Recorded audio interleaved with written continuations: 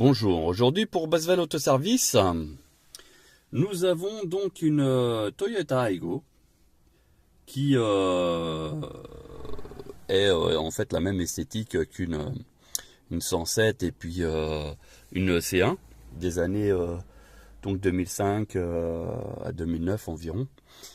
Et nous avons donc tous le même intérieur, hein, voilà, je vous montre à peu près. Et on a un gros souci, c'est que en fait, il a été voir un spécialiste d'autoradio qui lui a posé cette autoradio là. Le problème c'est que, vous voyez, il n'y a pas la finition. En plus au démontage, si vous voyez ici, ça a été dégradé. Alors, on essaye de faire une mise au point, voilà. Le plastique ici, il a été dégradé, là aussi, dégradé. Là on voit qu'il y a eu des coups, alors que l'autoradio, il devrait être installé sans trop de difficulté. Et puis ici, on n'arrive pas à comprendre pourquoi il y a un trou. Voilà, donc il semblerait que ce soit un professionnel qui ait fait ce montage, qui pour nous est indigne d'un professionnel, hein, mais bon, après peu importe. Enfin bref, et nous on va remplacer donc tout l'esthétique et on va mettre l'autoradio d'origine parce que on a trouvé une solution pour avoir le Bluetooth sur les autoradios d'origine. Du moment que vous avez une prise auxiliaire, d'ailleurs je vous montre, il est là, voilà. Donc ça c'est ce qu'on va mettre. Et vous avez ici la prise auxiliaire. Et avec ça on va pouvoir mettre un système Bluetooth qui est ici. Et vous pouvez donc avoir une communication avec votre téléphone, d'une part, et d'autre part, vous pouvez même mettre la musique de votre téléphone directement sur l'autoradio. Voilà. Et tout ça en restant d'origine. Voilà, donc je vous fais la petite vidéo. Donc vous voyez ici le nouveau avec l'autoradio intégré. Et ici donc l'ancien qui est complètement abîmé. Donc c'est le client qui nous a bien sûr demandé à ce que ça ne soit pas abîmé, tout simplement. Donc on lui a expliqué qu'on était obligé de changer tout l'ensemble. Et voilà, donc on va procéder à la mise en place de la solution. Donc on a retiré le tout. Voilà, on a défait les fameuses 3 prises qu'il y a ici en dessous, qui sont ici, les connectiques. Voilà, donc l'autoradio il a été retiré, le cache aussi, donc vous voyez, il est très bien abîmé. Là, ici aussi. Enfin, nous on comprend pas qu'un professionnel puisse rendre un véhicule avec les plastiques comme ça abîmés. Enfin, chez nous c'est inconcevable. Là, ici un trou. Soi-disant c'était pour passer un câble. Mais même s'il faut percer, on essaye de le faire dans un coin. En général en haut pour que ça soit invisible. Nous si on le fait, enfin il nous arrive de percer parce que le client nous le demande. Donc s'il nous le demande, ça veut dire que voilà, on le fait tout en haut pour que le câble il aille vers le bas, de façon à ce que si jamais il y avait des choses un peu petites à mettre en place dans le vide-poche, que ça tombe pas à l'intérieur de l'habitacle. Voilà. Donc ça se présente comme ça, hein, pour ceux qui ne connaissent pas. Alors on a passé des câbles aussi dans la foulée pour des haut-parleurs arrière qu'on a installés. Donc je vous montre. Voilà, on a installé des haut-parleurs à l'arrière parce que sur les 107 Aygo et puis C1, il n'y a pas de haut-parleur à l'arrière. Donc c'est un peu dommage, sachant qu'à l'avant, il y a seulement des haut-parleurs de 10 cm de diamètre. Donc autant dire que le son il n'est pas super, voilà, parce que le son en règle générale il est sur ce genre d'enceinte ici. Voilà, donc ça fait à peine 10 cm. Donc on a déjà passé les câbles. Vous voyez, ils sont ni plus ni moins. Donc au milieu c'est les enceintes et puis sur les extrémités, donc ce que vous voyez en rouge et en blanc, ce sont pour les enceintes arrière, tout simplement. Donc on a fait en sorte de passer dans les garnitures ici sous la moquette. Donc il a fallu démonter au niveau des portières pour passer les câbles proprement à l'arrière. D'ailleurs, si vous voyez, donc ça a été bien percé avec des enceintes de finition.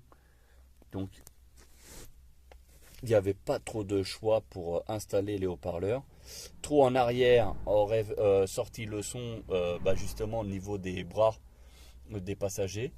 Et donc trop en avant on ne pouvait pas parce qu'il y a le montant qui nous gênait pour le mettre à cause de la profondeur du haut-parleur. Voilà, maintenant on va mettre en place donc l'autoradio ici d'origine. Donc en termes de branchement, on reprend tout à l'identique, il n'y a pas besoin d'adaptateur ou quoi que ce soit. Et on va remettre donc tout ça en place. Voilà, donc on l'a mis en place. D'ailleurs, vous pouvez voir là, ce n'est plus abîmé. Voilà, là on voit peut-être, oui, ici vite fait sur le plastique là, il y a encore des traces, mais ça c'est la partie qui n'est pas amovible. Donc du coup malheureusement ça reste. On va essayer de voir ce qu'on peut faire pour atténuer. Mais sinon voilà, tout le reste est nickel. Autoradio d'origine, tout fonctionne parfaitement. D'ailleurs il suffit de mettre la clé. Normalement, voilà. Il s'allume. On off.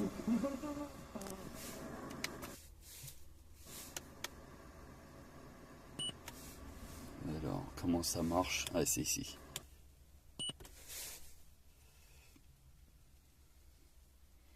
Bon, il y a des petits réglages à faire, mais normalement tout fonctionne. Vas-y papa. Il est où Alban? Allez, va t'échauffer, tu vas rentrer. Voilà, ça fonctionne. Déjà sur le terrain? Vous voyez, il n'y a pas de souci. Et normalement, dès qu'on retire la clé, ça coupe l'autoradio. Voilà. Et donc là, j'ai enlevé la clé. Là, je la remets et c'est censé rallumer. Et il garde en mémoire parce qu'il a comptabilisé 2 minutes. Donc voilà, c'est installé. Je vais finaliser le montage donc du bouton, c'est tout ce qui reste. Et bien plaqué sur le côté, de partout, et voir là ici pour ce petit problème ici, là moi qui me dérange un petit peu. Et voilà. Et tester toutes les fonctions. Donc installation terminée, donc le bouton ici remis, vous voyez, il est plus du tout abîmé. Voilà, on a tout remis en place. Là, on a fait au mieux de ce qu'on pouvait. Malheureusement, il y aura toujours des petites traces, mais sinon sur le plastique qu'on vient de mettre, vous pouvez regarder, tout est nickel. Regardez l'autoradio.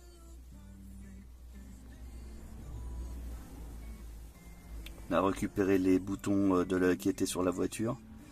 Voilà, donc ici sur le plastique gris, là que vous voyez un petit peu, ça c'est l'ancien professionnel qui a fait l'installation, qui a dégradé donc les plastiques. Vous voyez ici, je fais de la mise au point, voilà. Il a même abîmé une pointe de la partie blanche. Voilà, donc il a été certainement au tournevis. Alors que, en fait, nous on a des outils directement appropriés pour le plastique. Voilà, ici, vous voyez, on a l'ancien abîmé. En plus ici, les belles traces. Et sachant qu'il a osé livrer donc l'ensemble juste posé comme ça. Donc là, c'est l'autoradio du client. Voilà, en fait, en gros, un professionnel, c'est pour ça que ça nous semble bizarre, mais pourquoi pas. Donc l'autoradio était juste posé comme ça, sans la finition. Et vous avez vu, les attaches de l'autoradio, ils n'ont même pas été bougés pour fixer sur l'encadrement de pause. Ouais, normalement vous avez des petites linguettes là qui se tordent de façon à ce qu'on ne puisse pas retirer l'autoradio, ce qui fait que en gros, regardez, je tire et je l'enlève l'autoradio, il n'y a rien pour le maintenir. Voilà, donc ça me semble bizarre quand même que ce soit un professionnel qui ait fait ça, mais bon, c'est le client qui nous le dit, donc on le croit, il n'y a pas Puis en même temps, même si c'est client, c'est pas grave, mais vous voyez, une installation d'autoradio comme ça, c'est pas terrible. Voilà. Donc, après, c'était pour cette fonction-là.